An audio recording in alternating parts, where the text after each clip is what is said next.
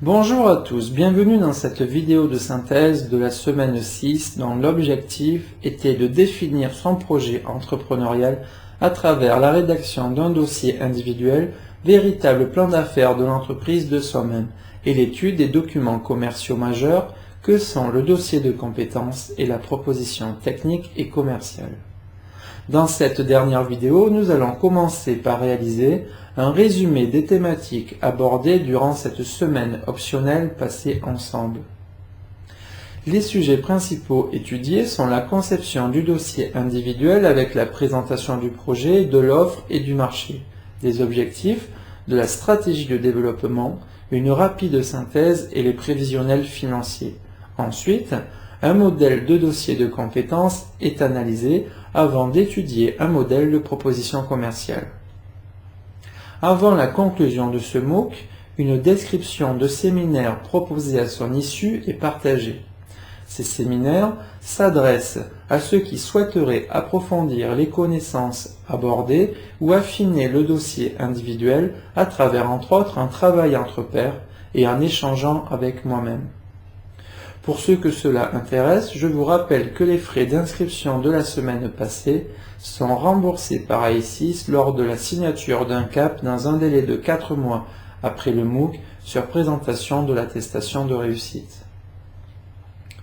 Dans la conception du dossier individuel, nous avons commencé dans la première partie par une présentation générale du projet qui comprend une description, un état d'avancement, l'opportunité d'entreprendre, les motivations personnelles, l'adéquation homme-projet, les objectifs poursuivis et le diagnostic du projet.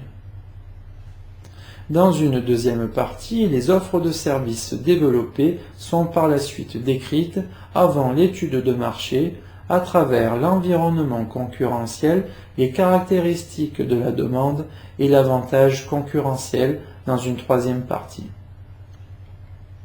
Dans une quatrième partie, on s'intéresse aux objectifs fixés en définissant les étapes stratégiques du projet, les indicateurs clés, le chiffre d'affaires cible durant le CAP et à moyen terme.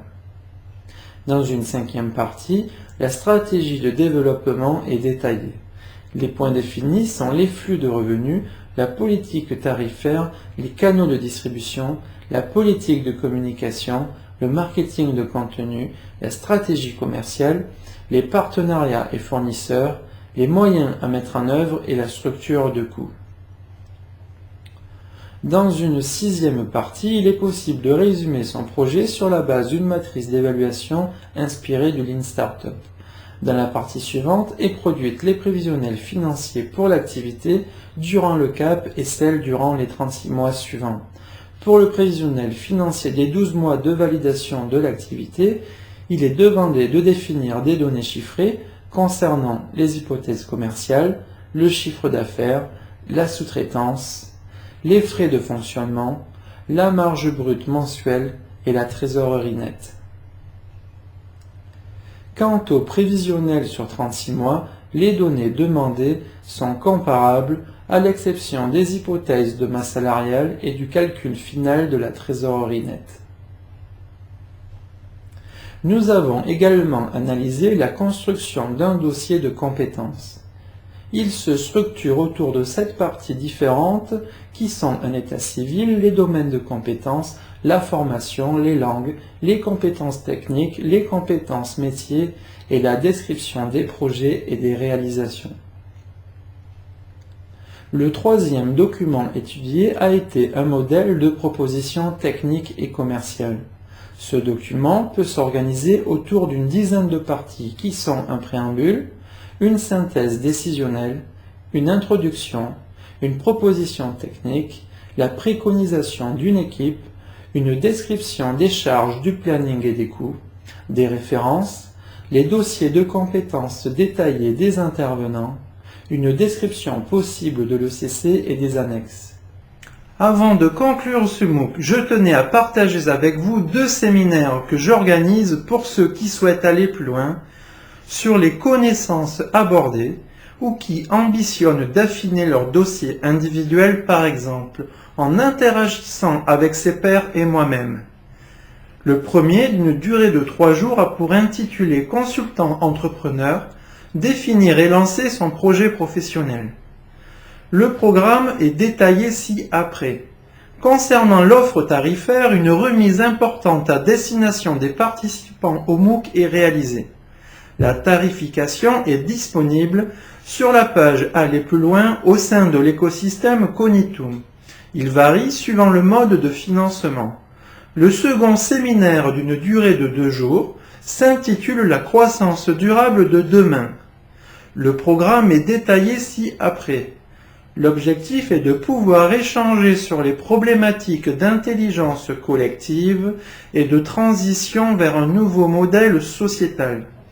La tarification est également disponible sur la page Aller plus loin au sein de l'écosystème Cognitum. Il varie suivant le mode de financement.